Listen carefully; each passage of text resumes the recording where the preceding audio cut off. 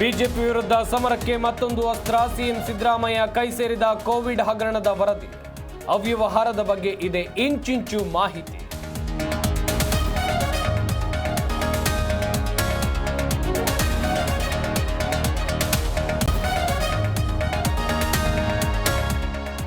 ಸಿಎಂಗೆ ಮತ್ತೆರಡು ದಿನ ರಿಲೀಫ್ ನೀಡಿದ ಹೈಕೋರ್ಟ್. ಮೂಡಾ ಕೇಸ್ ಅರ್ಜಿ ವಿಚಾರಣೆ ಸೋಮವಾರಕ್ಕೆ ಮುಂದೂಡಿ. ರಾಜ್ಯ ಸಂಪುಟ ನಿರ್ಣಯ ಪ್ರಶ್ನಿಸಿದ ಮೆಹ್ತಾ.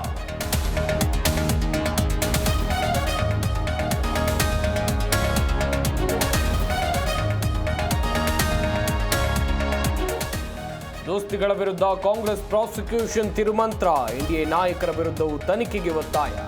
ರಾಜಭವನ ಚಲೋ ಮೂಲಕ ರಾಜ್ಯಪಾಲರಿಗೆ ಆಗ್ರಹ.